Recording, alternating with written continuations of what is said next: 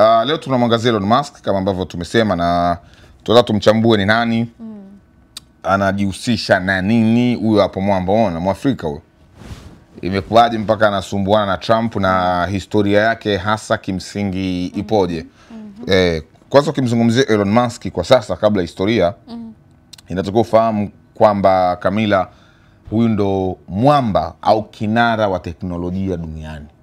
Yaani ukimzungumzia mwamba na kinara wa teknolojia duniani, unamzungumzia Elon Musk kwa sasa.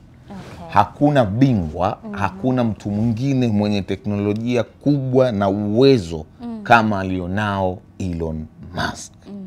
Kwa cha kwanza kinachompa kiburi ni hicho, kabla hujaenda kwenye historia. Kwa nini? Huyu ni mwamba kwa sababu amewekeza kwenye makampuni mbalimbali ya teknolojia, safari za kwenda nje ya dunia. Huyu anazi control vizuri kabisa Elon Musk. Yakobo anatuwekea vizuri. Safari mbalimbali za kwenda anga za juu. Yeye anapeleka watu. Ana kampuni ya Tesla, kampuni kubwa ambayo inatumia magari ya umeme na inafanya vizuri. SpaceX ndo kampuni yake kubwa ya kupeleka watu anga za juu. Lakini pia mtu huyu amewekeza katika masuala ya mitandao ya kijamii, mitandao kama Twitter. Tayari alishaununua. Elon Musk amezaliwa Afrika Kusini. Nakwambia ni Mwafrika mwenzetu kwa sababu ya nchi ambayo ya nchi ambayo amezaliwa. Yeye alizaliwa mwaka 1971 tarehe 28 ya mwezi wa 6. Yaani mwezi ikifikisha tarehe 28 Elon Musk atakuwa na kumbukumbu ya siku yake ya kuzaliwa. Kwa hiyo alizaliwa katika nchi ya Afrika Kusini, kwa maana ya kwamba huyu ni Mwafrika Kusini kabisa, au unaweza kusema ni Mwafrika mwenzetu. Sasa ilikuwaje mpaka akatoka Afrika ya Kusini mpaka kujikuta amefika Marekani? Ni kwa sababu ya akili alizokuwa nazo. Unajua wenzetu wa mataifa makubwa ambayo yameendelea huwa wana capture mapema. Wakiona sehemu fulani kuna mwanafunzi au mtoto ambaye ni genius, wanamchukua na wanaanza kumlea kwa mustakabali wa taifa lao kwa baadaye. Kwa hiyo iko wazi Elon Musk wa Marekani walimuona mapema kwamba huyu ana uwezo mkubwa. Kuna story moja ya Elon Musk, wazazi wake walizani ni kiziwi, yani ana ulemavu wa kusikia wakati anakuwa. Kwa sababu walikuwa anamuita, yani kwa mfano anacheza na watoto wenzake, ni mtu ambaye labda sikashika labda kifaa cha kuchezea kama hichi. Anakuwa anakiangalia hivi kwa muda mrefu bila kuongea na yote. Anakitathmini. Anakitazama. Anaitwa lakini anakuwa mawazo yote yako kama asikii. Kwa hiyo wazazi wakaona huyu mtoto ana matatizo ya kusikia, mbona akiwa anaangalia kitu sehemu moja tunamuita, lakini kumbe ni genius. Alikuwa anakitathmini kwa kina. Kwa hiyo Marekani pia waliliona hilo na wakaamua basi kumchukua tangu akiwa mdogo kabisa, nadhani na umri wa miaka 12 na kumpeleka Canada na wakaanza kumsomesha. Ni mtu genius kwa sababu alianza kuchezea kompyuta akiwa na kama miaka 9 hivi. Akiwa na miaka 9 alianza na alibuni game lake la kwanza akiwa na miaka 12. Fikiria mtoto wa miaka 12 anatengeneza game kwenye kompyuta. Kwa hiyo tayari alikuwa na uwezo mkubwa. Kwa hiyo Marekani walimaster mapema, wakaona huyu inabidi tuwe naye ili tuweze kujua jinsi ambavyo. Lakini kingine ambacho nataka tuzungumzie kuhusu familia yake kabla sijarudi huku, kama Jacob yuko sawa. Jacob yuko sawa huko? Nataka ile picha ya familia yake. Ana watoto 14 huyu baba. Ana watoto 14 kutoka kwa wanawake tofauti tofauti. Hiyo hapo. Hao ni baadhi ya wanafamilia wake. Elon, moja ya sifa zake ni kwamba ana watoto wengi. Wanasema matajiri hawagi na watoto wengi. Kwanza ndo tajiri namba 1 duniani. Hicho unatakiwa ukifahamu. Yeye ndo tajiri namba 1 duniani. Lakini pia ni tajiri mwenye watoto wengi. Hadi hivi sasa ana watoto 14. Watu wanasemaga matajiri hawanage watoto wengi, sijui vipi, lakini ni kinyume ama tofauti kabisa kwa Elon Musk. Amepata watoto na wanawake tofauti tofauti, kwa maana ya idadi ya watoto 14. Na kuna mzazi wake alimlalamikia atoi hela ya matumizi. Yani tajiri namba 1 duniani alishawahi kulalamikiwa na mzazi mwenzake kati ya hao watoto ambao amepata naye kwamba Elon atoi hela ya matumizi. Amekuwa mgumu au mbishi katika swala la kutoa kile ambacho kinaitwa fedha. Sana tudamu tu nani? Ana damu kidogo ya huku kwetu.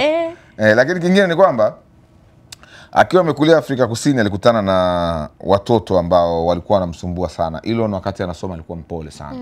Na alikuwa ni moja kati ya wanafunzi ambao wanaonewa sana. Wanaonewa kweli kweli na wanafunzi wenzao akiwa shuleni. Alikuwa sio mtukutu na alishawahi kupigwa kwa kuchangiwa na wanafunzi wenzake mpaka mamake akawa anamgombeza kwamba wewe huwezi kujibu. Mbona umekaa umezubaa. Kumbe ndo alikuwa genius. Lakini nilikwambia kwamba mwaka 1984 akiwa na miaka 12 ndo ulikuwa mwaka wake wa kwanza kuanza kutengeneza game. Fikiria tu mtoto wa miaka 12 anajua kompyuta mpaka anatengeneza game. Na hili game ambalo alitengeneza lilikuwa ni game ambalo linaitwa Blaster na Mask. Blaster, na alitengeneza ile game akiwa na umri wa miaka 12. Wakati huo alipata kama dola 500. Dola 500 katika mauzo ya hilo game. Ni hela nyingi sana kwa wakati huo. Dola 500 mwaka 1984. Kwa sasa hivi dola 500 hapa Tanzania karibu milioni. Nyingi sana. Sasa fikiria kwa miaka hiyo. Kwa hiyo ni mtu ambaye alizaliwa kwa ajili ya teknolojia, ndivyo ambavyo unaweza kusema. Lakini pia alijilipia ada ya chuo mwenyewe, kwa sababu yeye wakati anasoma alikuwa na uwezo mkubwa sana, kwa sababu alikuwa anatoka familia ya kawaida. Kwa hiyo licha ya kwamba Marekani walikuwa na monitor na kumtazama kwa karibu, alikuwa anakaa kwenye nyumba kubwa ina kama nyumba 10 lakini kuukuu. Kwa hiyo kupata fedha kwa wanafunzi wenzake akawa anaanzisha kila Ijumaa party. Party $5. Vinywaji, mnacheza na muziki. Kwa hiyo fedha ikawa inamsaidia ku clear baadhi ya mahitaji yake. Lakini kama walivyo watu wengi matajiri duniani ambao kwa kwenye top 10, huyu naye Elon Musk mwaka 1995 alijiunga na chuo cha Stanford kusoma fizikia, ila aliacha chuo baada ya siku 2 tu na kuamua kuacha kozi ya kusomea fizikia na kujikita katika mambo ya mitandao. Na yeye anasema alikuwa na wazo la kubadilisha jamii kupitia mitandao. Kwa hiyo pia aliacha chuo. Alijiunga na chuo cha Stanford pale, akawa anataka kusomea mambo ya physics nini.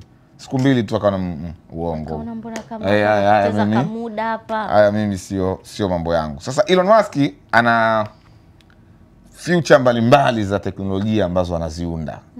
Moja kati ya future ambayo anaiunda ni kuzuia kifo. Anaamini kwa miaka ya baadaye atafanikiwa kurejesha uhai wa binadamu kupitia chip.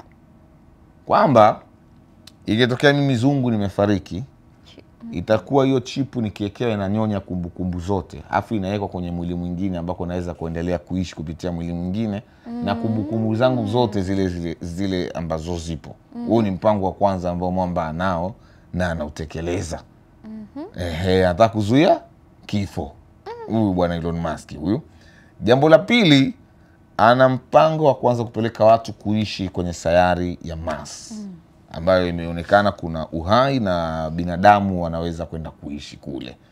Kwa hiyo nadhani soon as possible ataanza safari za kupeleka watu kuishi au kutalii. Yeye yuko na mpango wa kutafuta sehemu nyingine ambayo itakuwa salama nje ya dunia kwa binadamu kuishi. Sasa katika tafiti zake amegundua sayari ya Mars kunaweza kuwa na maisha na binadamu wakaishi. Na anasema kama joto litazidi duniani, hali ya dunia itachafuka na mambo kama hayo, yeye atapeleka watu kwenda kuishi huko. Morning Bantu.